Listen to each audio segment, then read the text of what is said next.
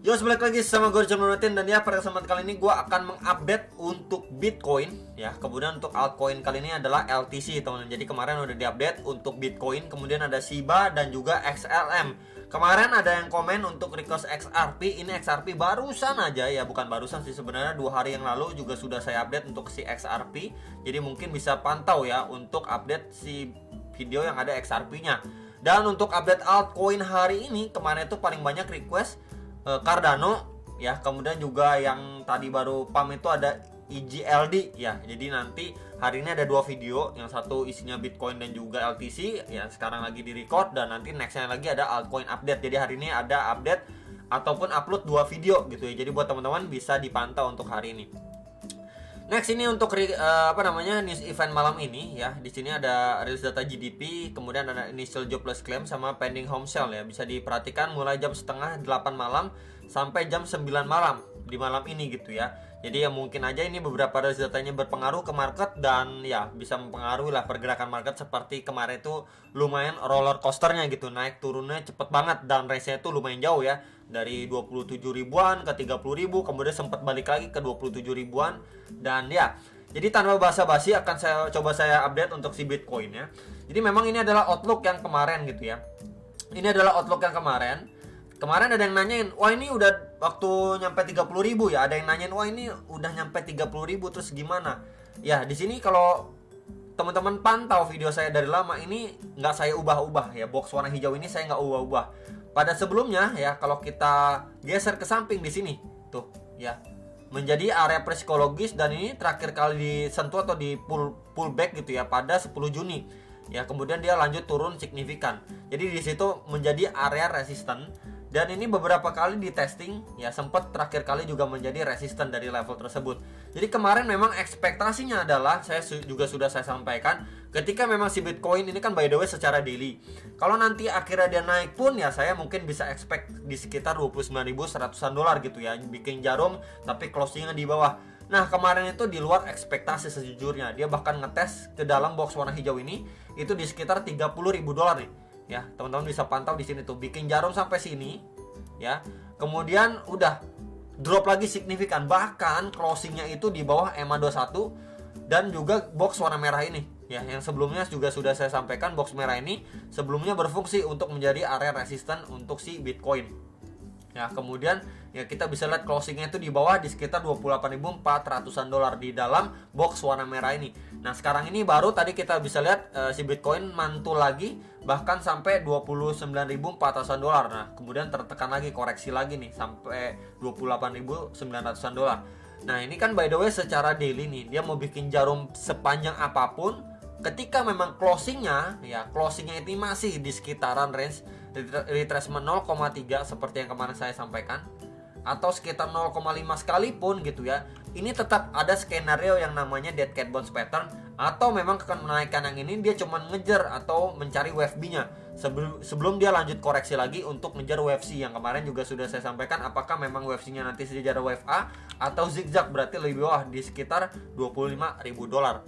Yaitu pembahasan yang kemarin yang juga sudah saya sampaikan. Jadi ketika memang si Bitcoin ini lumayan ekstrim, atau bahkan ngetes di 0,6-nya, retracement 0,6, tapi closingnya itu masih di bawahnya, ya masih bisa aja terjadi yang namanya dead cat bounce. Berarti sama seperti ini, ketika dia turun signifikan, kemudian di sini naik beberapa kali, kemudian untuk melanjutkan penurunannya lebih lanjut, namanya dead cat bounce pattern, atau mungkin yang kita bisa lebih kenal memasuki fase koreksi ABC corrective patternnya gitu ya. Jadi untuk skenario ini masih bisa berjalan gitu ya, masih bisa berlaku. Nanti tinggal kita lihat apakah rejection besar terjadi kembali. Kemudian untuk wave C-nya apakah nanti dia cuman, berarti kan di sini ya dia naik ngejar area sini, ngejar area wave B-nya gitu ya, mantul. Kemudian untuk kita lihat dia koreksi lagi ngejar wave C, apakah wave C-nya nanti cuma sejajar atau sebatas box warna kuning ini di sekitar 26.700-an dolar, atau dia ngejar yang lebih bawah ya di sekitar 24 ribuan sekian sampai 25.000 dolar, yang sebelumnya menjadi area resisten yang kuat. Kemudian ini sempat menjadi ataupun dia create base sebelum lanjut naik lagi nih di sekitar 25.000 dolar. Jadi ya sangat-sangat dinantikan ketika dia nanti benar-benar masuki fase koreksinya, dan bisa dipertimbangkan lah buat teman-teman yang mau cicil beli lagi, DCA lagi dan lain sebagainya. Tentunya prosesnya itu nggak langsung ya, sama seperti ini. Prosesnya itu ketika memang orang-orang ataupun kita udah, wah ini udah adanya proyeksi ya ABC korektif atau dead cat bounce, ya nggak seperti-merta langsung dikasih nih 25.000 jebret gitu ya. Ketika memang orang udah banyak yang nge-short dan lain sebagainya, ya bisa aja bandar mainin dulu ya, naikin dulu ya. Kalau orang-orang kemarin atau saya pribadi expect di sekitar 29.000, malah ditembusin sampai 30.000 dolar ya, kenain untuk stop loss ataupun liquid, baru harganya ditekan mundur, turun lagi ketika orang-orang udah mulai kayaknya berubah haluan. Wah ini gue pasang short, gue mau pasang drop lagi, kok dia udah malah naik kayak signifikan gitu. Ya udah deh, coba pindah haluan. Nah waktu orang-orang udah berpindah haluan, nah saatnya biasanya benar-benar dikasih koreksi gitu ya. Jadi kita bisa lihat waktu penurunan yang signifikan seperti ini. Kemudian kalau next candle-nya, berarti candle hari ini nanti besok ya, closing-nya dia masih bikin jarum panjang, yaitu big possibility. Berarti tekanan seller itu masih lebih signifikan, lebih dominasi daripada buyers-nya. Dan ya mungkin bersiap untuk masuki koreksi lanjutan atau dump lanjutan gitu ya, atau penurunan lanjutan ya, mungkin ngejar area sini yang pertama dan area warna box warna orange yang keduanya ya. Jadi kurang lebih masih sama, resist kuatnya masih di box hijau di sekitar 30.000 sampai 30.300 dolar lah, sekitar area itu yang bisa sekali diperhatikan untuk si Bitcoin-nya. Jadi kalau misalkan menjelang rilis data nanti malam volatile kemudian dia disorong naik lagi, ya bisa diperhatikan resisten yang kuat ini untuk secara daily-nya. Next, ini kalau kita pantau untuk secara time frame 4 jamnya. Jadi memang ini pembahasan beberapa saat lalu ya, dia bergerak di dalam sebuah channel dan ya kita bisa lihat precisely di bagian trendline bawah nih, sebelumnya berfungsi menjadi area support ya, become resistant nih. Ya kalau saya adjust di sini sebelumnya sempat terbreakdown dan dites, kemudian lanjut turun. Kemudian kemarin ini sempat ngetes lagi, akhirnya dia drop lagi. Berarti kan kurang lebih kita bisa lihat trendline ini masih berfungsi, yang sebelumnya support become resistant. Kemudian di sini ada box warna hijau juga. Kalau kita pantau secara hourly, box hijau ini kan di sekitar 30.000 nih ya. Sebelumnya sempat menjadi area resistant dan juga support pada pergerakan si Bitcoin untuk secara time frame hourly-nya. Ya ini kita bisa lihat memberikan efek lah setidaknya, dan terakhir kali ini masuk ke sentuh pun yang mendapatkan efek yang signifikan. Ini bahkan drop signifikan sampai ke bagian bawah nih.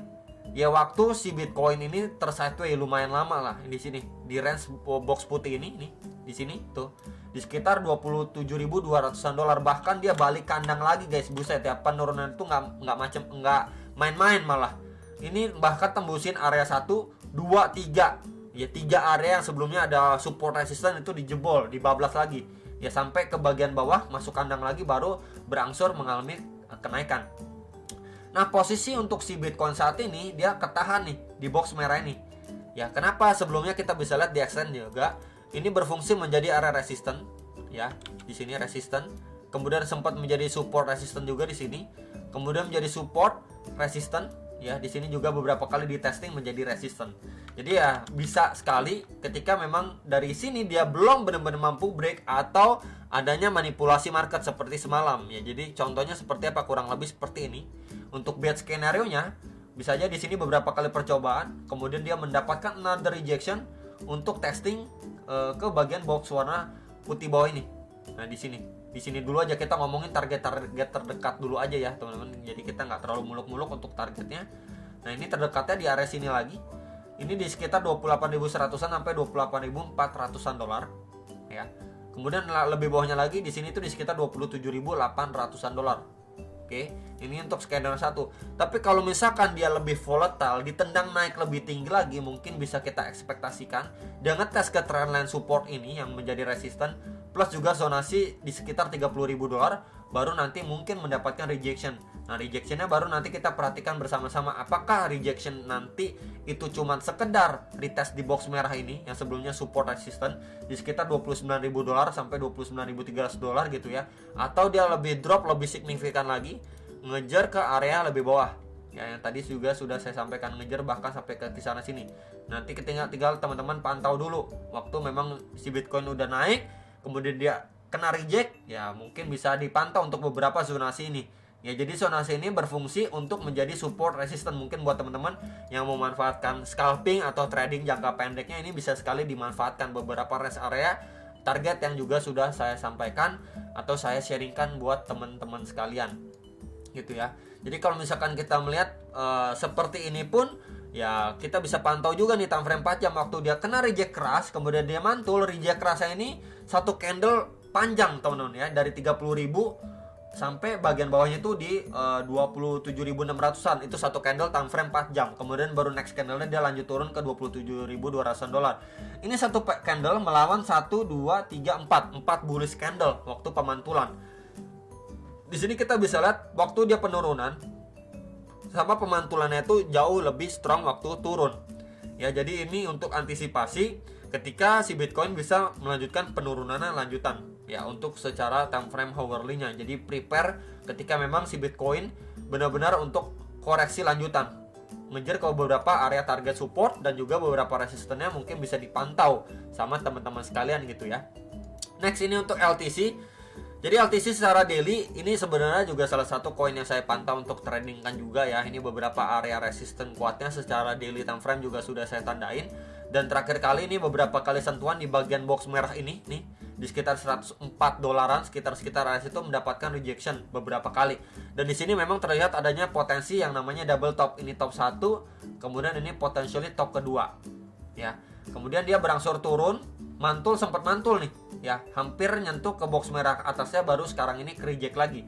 Jadi kalau diperhatikan seperti ini juga bisa terjadi ataupun ya kemungkinan yang namanya dead cat bounce pattern. Jadi sebentar teman-teman, ini kita coba tandain seperti ini. Di sini waktu dia drop signifikan ya, red candle besar, kemudian dia perlahan naik ya untuk lanjut turun lagi. Ya, jadi skenario dead cat bounce pattern bisa terjadi. Ini penurunan lebih lanjut bahkan bisa ngetes area bawah ini yang sebelumnya menjadi support resisten nih. Di sekitar 76-77 dolar, sekitar area itulah untuk area target terdekatnya. Ya, target dead cat bounce terdekatnya.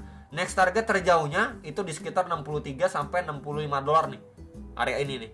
Ya, jadi bisa dipantau untuk area support dari si LTC. Kemudian untuk area neckline dari double topnya dia di kisaran berapa? Di kisaran sini. Ini neckline-nya kita bisa lihat di sini. Tuh. Ya, support resistance.